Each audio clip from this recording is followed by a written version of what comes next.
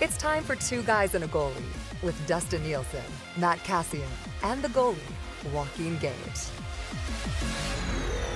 What is going on, everybody? Welcome to a Thursday episode of Two Guys and the Goalie. Nielsen, Cass, engage with you on the Nielsen Media Cool Bet Network. If you want to bet Edmonton Oilers and Los Angeles Kings, you can do that, of course, at coolbet.com. Go sign up for an account.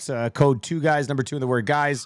100% deposit bonus. The Oilers a pretty heavy favorite to win the series right now. Being up 3-2 is certainly something that we will get to. But, Cass, should we get our frustration with Gager out of the way right at the beginning of the episode, or should we save it till later?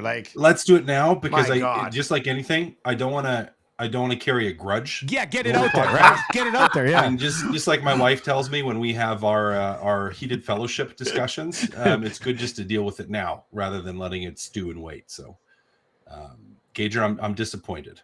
I moved beyond mad. I'm past that. I'm now in the stages of disappointment. So,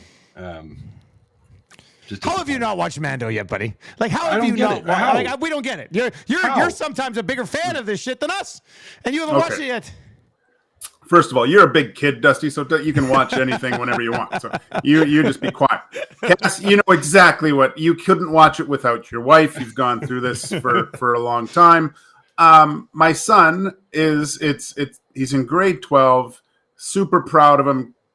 Bearing down with his studies, getting a lot of stuff done, and just doesn't have the time right now to burn through the Mando. We discussed it. I go, dude, we got 3 episodes to watch here. He goes, I know, Dad. I gotta get this done. He's been promoted at Hearts. He's on pizzas now. He's doing some wings. He's on the fryer. So I'm in a different world now, guys. This is a lot of other things are a little bit more important. Well, no, they're not more important than Star Wars, but they're close. They're a close second, and we're just waiting for the right time. I will have it done by next episode. Okay, that is a guarantee. I feel like me and Cass will be like, man, 3rd episode of Ahsoka looks really good. And you're going to be like, I haven't finished Mando yet. Like, what is this? No. I do appreciate you putting all the blame on your son. That's great. It's not my fault. That's not a good spot to be. Don't you blame this on me. Like, are you serious right now? All right, Gager, earlier today, you had a high school hockey game because you're still pretending to be a grade 11 student. So you had a game today. How'd it go? Well, let's just say this conditioning and wind and strength of the high school teachers at Lillian Osborne School is suspect at best. They not a lot in the tank at the end of the game. That puck was a hot potato. No one wanted it, but it was okay. I mean, we came out storming thanks to Jason Chimera, who made everyone look completely stupid, blowing the doors off kids, which was great. Jumped up to the 4-1 lead. And with me, Dusty, no lead safe. No lead safe. So this guy came in and shot the puck. And I go, ooh, that's really moving. And it just, 2 guys blew 2 pucks past me. And before we knew it, 4-4 going into the 3rd, calmed everything down. I mean, I was telling people, we switched sides. I go, guys, let's not switch sides. We don't need this long change. You guys can barely get to the bench. And then they were, no, we're fine. All these goals on the long change, trying to get to the bench. So 3rd buckled down, made a couple key saves, Dusty. Huge saves in tight. Chimmer got the puck late, and we finished off 8-6, final score.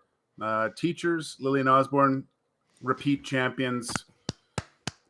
Took them to a championship again. I was about to. I thought you were going to say you lost, and I was going to say you should have moved to the 1-3-1.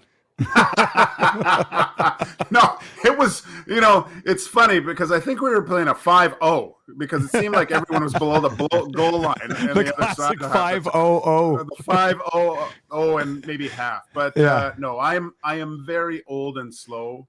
It's embarrassing. because I think I've been watching so much hockey. I think I can still play. I can't.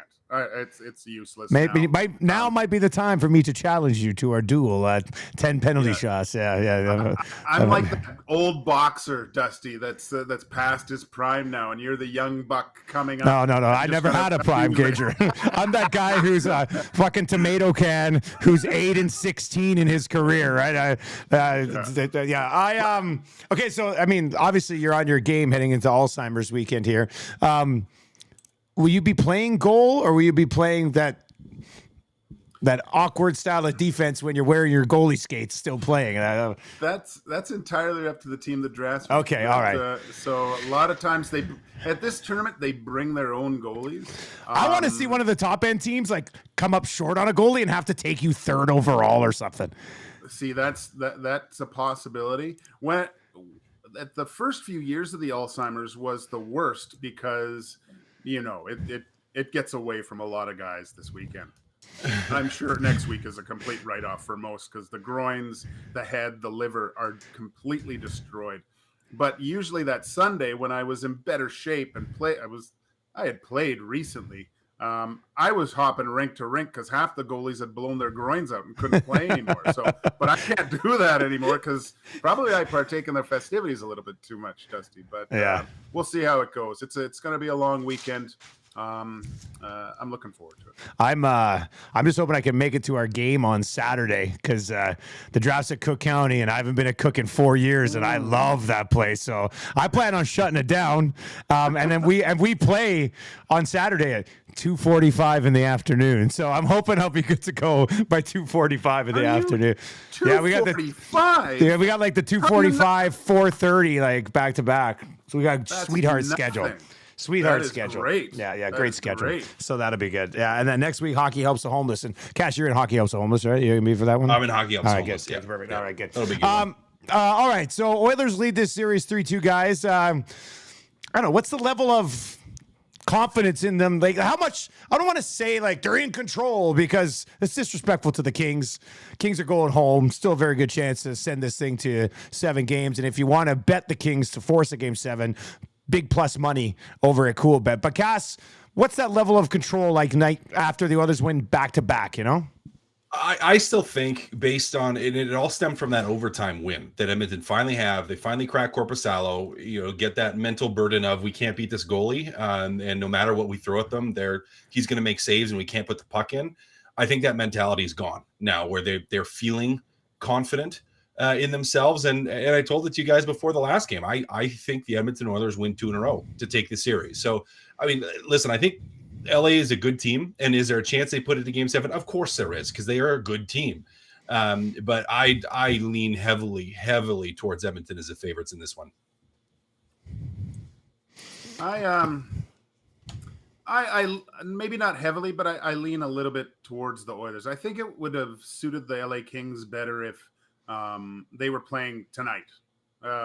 Having this extra time to kind of, I know you try to put everything past you, but just the way that they lost in overtime, losing the lead, and then with the basically the domination of the Edmonton Oilers last game, I just think it's a lot of time to think about what has happened in those last 2 games when they had really a chance to put their foot on the throat of the snake and try to end this thing. So some missed opportunities, a long stretch of time to start thinking about it. And if you look at the length of time that the Oilers get to heal up, feel better about themselves, I think that benefits the Oilers better, knowing they can go in and end this thing rather than the Kings try to regroup and try to push this thing to 7. Gager, what about from Korpisalo's perspective? Just straight up the goalie who got yanked, took the loss, has been beaten 9 times in the last 2 games, and now has 3 days to sit there and stew on this thing, knowing that they're going to need a great performance from him to stay alive on Saturday. Yeah, he looks tired to me, Dusty. He really looks tired. He's stretching. He's out of position from where he usually is. Few days rest might help him, but then again, you're mentioning like that added pressure. He's got to have a game. Like he knows Leon and Connor, they're picking him apart right now. And I like the fact that the Oilers now don't have that thing in the back of their head. Well, I can't beat this guy from distance. They're shooting from everywhere right now because that's where they're scoring. Yeah, they're shooting the puck and scoring. And I love the fact that they've established more of a net front presence with him, with Bukestad, with Hyman. I hate to say it, Yamamoto just isn't. It doesn't seem like he's strong enough to get to those hard areas for him to score those goals. He's getting pushed around out there, and there's a lot more beef, so to speak, with how the Oilers are operating, especially in front of Korpisalo. Dusty, do you see the Oilers have the last two games done a much better job of getting to the front of the net? Is that something that you've seen? In one of the two games, I'm just trying to think off the top of my head. I guess it would have been last game. Yeah, last game, I thought they finally started to get to the net a little bit better. I didn't think they were doing it great early in their series, and I think I saw maybe a little bit of it in Game 4, but I thought in Game 5 they were doing maybe not, like bigger boys, but I thought the bottom six guys, Fogel's been trying to jam things around there. Bukestad obviously had some success there as well. So yeah, maybe it's starting to wear down on him. Like Gager, like, what's the recovery process like for a goalie? Like, he looks tired. I mean, does 3 days help there? Like, I just don't know how you can be so tired so early in the playoffs. I think it's a mental fatigue more than a physical. Okay, so just like with him. Like the mental aspect of trying to focus on McDavid and Draisaitl and those guys. I'm like, never thought about it that way. The way that the Oilers have that meat and potatoes style of play, where it's not always fancy trying to work the puck to the open net. They're crashing, going for rebounds. That's way more exhausting. And now that they're shooting the puck, I think is better because he has to realize there's no time off, right? This shot can come from anywhere. And the fact that they've beaten me from distance, that's in the back of his mind, I guarantee as well. So there's a lot to go through your mind over these 3 days. Once you get to the game, it's almost better because you stop thinking about it. But just over this next little bit for him, it's a lot to think about for Korpisalo, I think. Cass, what about Copley? I mean, what if they went to him? I mean, Gage is making a good case. Like, Korpisalo might be figured out. Korpisalo might be tired. Copley was really good for them this season prior to bringing in Korpisalo. Is there any thought process there? I don't think so, but could you make a case for it? Like, no? I don't think so. He was their guy down the stretch. The reason they traded for him, the reason he started all the games in the series so far, I think they go back to him here. I mean, it's not quite, I think, there's more debate than the Skinner Campbell debate, I think, where to me there wasn't even a question in that. Do you start Skinner? Do you start Campbell after Skinner got pulled? I think it was 100% Skinner the entire time. But this one, yeah, they probably chew on it. McClellan's probably chewing on it a little bit more. But to me, I mean, they go back to Korpisalo. He was the MVP games 1 through 3. Really, I mean, yeah, him or Draisaitl, right? That's what we were talking about. Those two guys, yeah. Well, for the LA Kings, he was the MVP. Kempe, you could probably argue Kempe would be number 2, but Korpisalo has been, for most of the series, their best player. So why would you go away from him? I know everyone's like, oh, the Oilers have figured him out. They figured him out. I don't think it's like, oh, now they know they can beat him every time in the glove side. I don't buy into that. And there's been a lot of talk about that. What I do buy into is just mentally, the Edmonton Oilers are feeling confident, and they're shooting the puck, and they started to get to the net. And the first couple of games, they weren't doing that as well. So I don't think even Korpisalo's played worse than he did at the start of this series. It's just Edmonton's played better.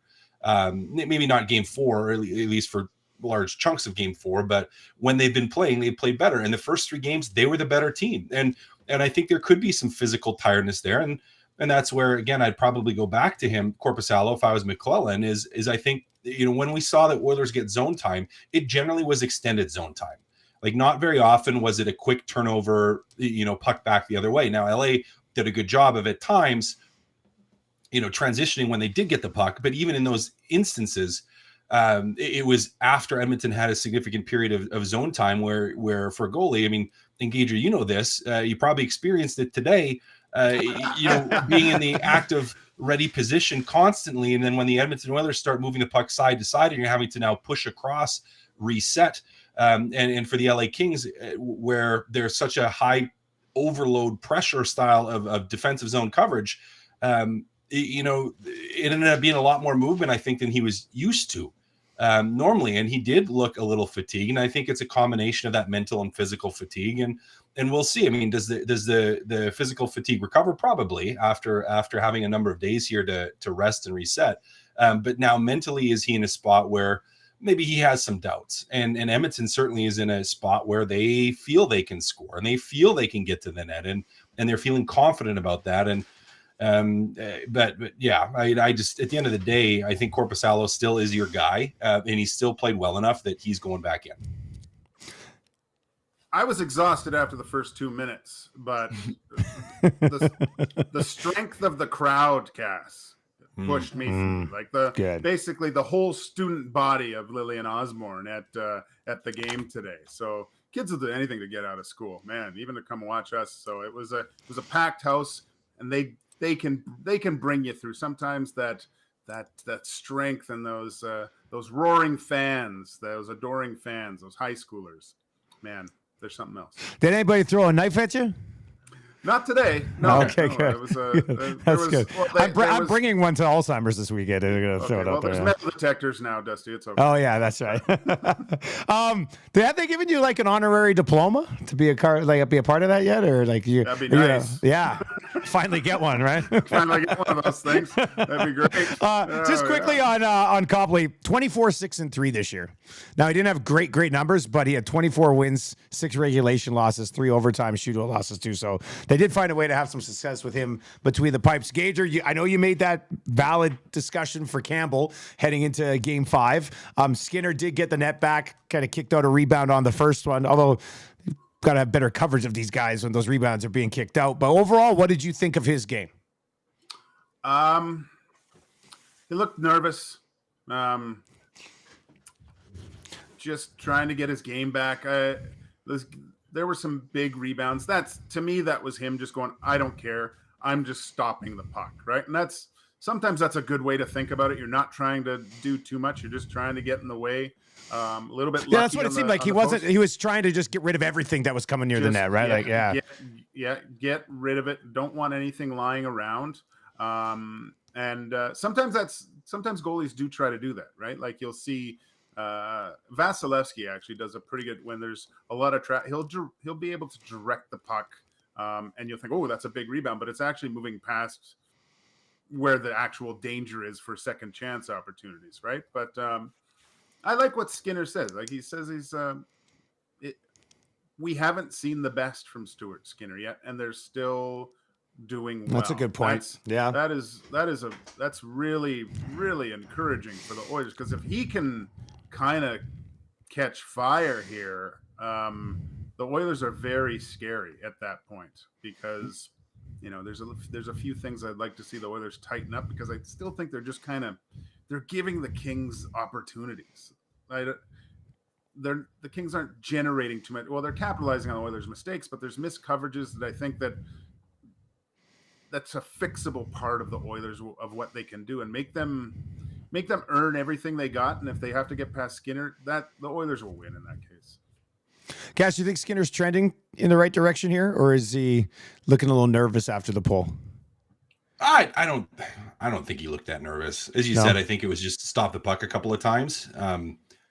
Yeah, he hasn't had to steal, or he hasn't stolen them. He's a pretty cool customer overall, right? In general. Yeah, I would just expect more of the same and just more better. So yeah, I'm not concerned about him at this point. I'm not concerned about some of the rebounds. I think he generally has been pretty stable. Let me follow up quickly with this. Does he have to play better for them to win the cup? Or is what we've seen from Skinner so far good enough to win the whole thing? I think it's good enough to win the whole thing. And I think it's good enough to win the whole thing because a lot of the time, even just look at a lot of the goals that were scored, like we haven't seen him let in a super, super, super weak goal. Like no pucks that have been horrible goals. And a lot of them, and even last game, I mean, 1 or 2, could he have done more rebound control? Sure. But a lot of them have been like Kopitar in alone with momentum moving sideways, being able to step around him on the penalty kill. A lot of them have been cross crease passes on LA's power play. And a lot, when I look at the overall body of work, a lot of it was on the penalty kill. Like he's been scored a lot. LA has scored a lot on the power play, and a lot of those goals, it was just like, well, I don't know, they weren't so much Stuart Skinner's fault. It was just like, man, the team around him needs to be better. So I don't know. I'm not concerned about him at all. So I think if he can increase his play at all a little bit, and the Oilers can do what they need to do, I mean, they still have a really good chance of coming out of the West if he keeps playing the way he is. Gager, you looked like you were thinking deep and hard about that question on if this has been good enough to be cup caliber goaltending right now. I'm mental math with who they have to go through, because the Kings, to me, they're a counterpunching team, right? They don't. Let me give you the path. Let me give you the path. Vegas, and then I'm going to say Dallas. I think Dallas is going to be there on the other side at the end. So you got to get through. Let's just say for this conversation, you got to get through Vegas, Dallas, and Boston. Let's just say. Yeah, he's going to have to be better, I think, against those teams, because I believe that they're a little bit more gifted offensively with what they can create and the way they play. And the way that they, exactly. Okay, the way that they play. So he's going to have to, because he's made some good saves, but he's going to have definitely in the next series, he's going to have to start taking goals away from other teams at a certain point. And he's done it a few times, but not the way Korpisalo has been doing it. Let's put it that way in this series. Cass, Jay Woodcroft winning this coaching battle right now. Do you have a take on either side of that? I mean, he made some nice tweaks that worked last game, and maybe that gives him the edge. Yeah, maybe. I think we have to say he's winning the battle because they're up 3-2. Yeah, just in general, right? Like just in general. I mean, you have to. I think at times I've questioned some of like their neutral zone regroup and positioning structure with trying to beat the 1-3-1 at times. But yeah, I mean, it's pretty hard for me to say that McLellan's winning it when the Oilers are winning the series. So you can't really go down that road. It's the unsung heroes of the Oilers that are, I think, making a huge difference so far. Yeah, that's a good point. The bottom six or whatever, but what Bukestad's been able to accomplish in this series, what Fogel's been doing, Ryan's been doing, and the Reggie Jackson of hockey, Kulak. He's he's unbelievable. Mr. April. It's been his nickname for a long time. Mr. April. The guy is a joke, man. You go back and watch him with the Flames, with the Canadians, the Oilers last year. I mean, after the playoffs last year, I go, gosh, is he a top 4 defenseman? This is really rounding out quite well. But no, man, he makes it very difficult for teams. Just the way that he skates, what he can create, the way he defends in that lower role, man, that's he's awesome. I don't want to pump his tires too much. I want him to keep playing good. Maybe he's not. You're okay, Brent. I know you're a listener, so whatever. Yeah. Huge 2 guys and a goalie guy, Mr. Kulak. He was important in the Montreal run there. Like he was good there. I didn't remember him moving so well when he was at the Habs. Like he's just skating so really well. So, somebody texted in and said Brett Kulak must have been having a few doses of coffee before games, as in Paul coffee. Like they're like, this guy's flying. But it helps. I mean, like Ekholm has helped Nurse, he's helped Bouchard, and somebody's like, well, now Kulak's just the third pairing guy. He's going to give you an excellent 18 minutes a night, and that's going to go a long way, especially when you're like, oh, it's a little bit of Desharnais and a little bit of Broberg, or however they're going to do it. Whole lot of Kulak with those 2 guys, and all of a sudden things are looking pretty good. Like, I don't know if that guy's put himself in a bad spot the entire series.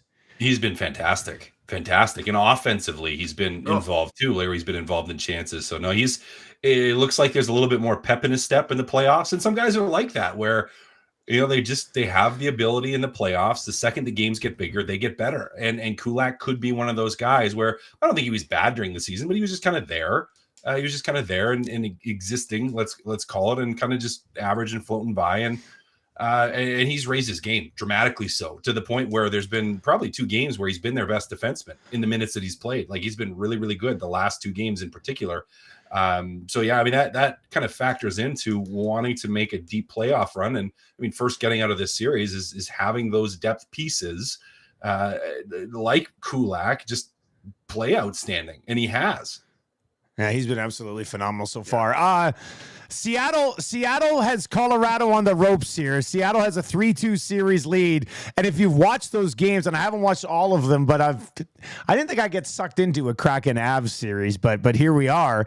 And it's not like Seattle's hanging on for dear life here, boys, and then like squeaking it out at the end. I mean, Seattle is legitimately winning this series 3-2 and will have a chance to go home and knock off the Colorado Avalanche. Gager being in the division here, we see more Seattle than we do a lot of other teams, especially those out east. How surprised are you that they've got the defending champs on the ropes right now? Not so much with the games that we watched. And I know it was, I think, earlier on in the season too, but the Kraken play just a complete, honest, hardworking game. They play the same way every time. The only question to me is if their goaltenders could handle it and get their play to a level where they become really competitive. They had it at the beginning of the year there for a bit, lost it, but now it seems like it's back. They're a dangerous team because of the consistency throughout all their lines. They kind of remind me of the Carolina Hurricanes, to tell me the truth, Dusty. They're just the way that everyone plays the same. You don't know which lines out there because they all seem so similar, right? And then you sprinkle a little bit of offensive touch with Eberle and Beniers, and you got Larson on the back end. Like they're Alexiak, like they had Larson, Alexiak out there just dropping in front of everything, and yeah, and you've got guys that have won cups before on that team too that have been through this type of stuff. Am I surprised that they're leading the series 3-2? Yes, but I did not think that the Avs would just cruise over them and go 4-1 or 4-0. The thing that I kind of forgot, you thought the Avs would go 4-1? Yeah. I thought it'd maybe be 6 games in favor of Colorado, but that's out the window now. I think, yes, like Seattle was ahead of Edmonton for like most of the season. Like they had a pretty good year and then had some goaltending issues sort of down the stretch. So I don't know, maybe I sold them short. I mean, or maybe I just thought Colorado was, because Colorado played so well down the stretch to finish where they did in the standings, right? So I don't know, maybe Colorado's just been disappointing. But still, yeah, that's an interesting series. Makar didn't play too, right? No, Makar didn't play either. Yeah. You guys think one game was good for that suspension? It was expected. Yeah, what was expected. It was an easy one, right? Like that was a game. I mean, probably could have been maybe. Did he think the puck went up and like was falling down in that? That would have had to have been his defense, eh? Like when he had his hearing, he must have said, "I thought the puck like was coming down next to him or something." Because if not, I mean, the play was over. It was. Yeah, but didn't the puck kind of go that way? Like I watched it a few times, but I couldn't see. It looked like the puck was going over there, and then there was. Yeah, I mean. It wasn't Hunter Sneaky Pete or Pierre Turgeon years ago. That was vicious. But yeah, one game's fine. He's not a dirty player, right? The reason why Bunting got 3 is because he's a douche. Yeah. Cass, do you think Makar? I mean, that's a 40-goal guy in McCann. Seattle's, they're pesky. They're really like. Do you think he knew exactly what he was doing, or do you think he was thinking the puck was coming down there? Like. Hard to say. He knew what he was doing. Hard to say. I think he probably expected McCann to brace a little bit, right? And then when McCann came, he just ragdolled him. Like, but I think you look at it like that. It would be, if that happened during the regular season, it'd probably be a 2 or 3 game suspension. Yeah, really, for what it was, which is where you kind of you look at playoffs, you kind of cut it in half. That's generally what they do if there's stuff in the playoffs. So you can't suspend him for half a game. So you give him I thought they would. Yeah, you 1.5 game, 10 minutes in period. Yeah. Oh shit, that would be That would be pretty good, actually. So, yeah, we'll see what happens in that series. That's why, I mean, I like where Dallas is at right now. Up 3-2 on Minnesota. Just got the Ottinger shutout.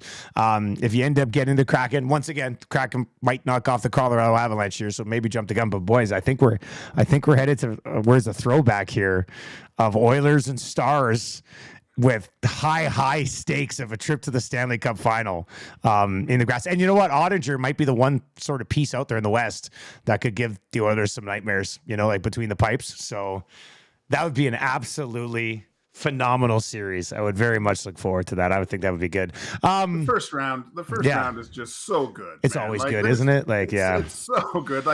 There's controversy. There's this. There's that. There's amazing hockey. There's overtimes every night. It's good. It's good. We really could. It's not out of the realms of possibilities that all these things go to 7, right? It's good. It's still there. That would be amazing. Imagine if it's just all game 7s. That would be insane. Absolutely insane. Gary Bettman would be licking his chops. He would love it. He would love it. See? I mean, it works. It works. Parody. Nobody would still be watching the United States, but we'd be loving it up here. Gager, do you have to send out an email about fantasy lineups for the RF1 League, or is that I'm waiting for that? When's the deadline here? It's coming, so I'll send it out. Okay, good. Because thank you. The format, I sent you the format. They should I don't like your this. Show about it. No, I don't like this either. What's the point of the sprint race here? Come on. Yeah, so it's 2 qualifyings and. So it's a lot of points though for your team. So so a good chance to get back in it here for me. Yeah. Last crusade, choose wisely. he chose poorly. So good. I love that. Hey Gager, stop laughing about Indiana Jones and watch Mandalorian. You're not allowed to joke with us about TV. Go watch Mandalorian. Oh my God. Yeah. You know what? My son's almost 18 and out of the house anyway. Screw him. I'm going to watch it right now. No, don't do it. That'd be devastating. All right, boys. Gager, I'll see you this weekend. Cass, I might see you around somewhere this weekend too. And we'll be back breaking down a huge game on Saturday. On Monday, who knows? Maybe we're teeing up Game 7 on Monday's episode. That would be stressful for this city. Guys, have a good weekend. Oh, go ahead, Gager. I want to go to the ice house and crush beers with Cass and go on the radio. That'll be fun. Oh, that would be real nice. Maybe one day we can all be there. Just with Tommy. We'll just take right over. It'd be good. Yeah. Today's pre-game shows brought to you by the Two Guys and a Goalie podcast. That'd be good. Actually. All cool bet swag too. Yeah, we got to roll in that. Okay. All right. See you guys. All right. Bye. See ya.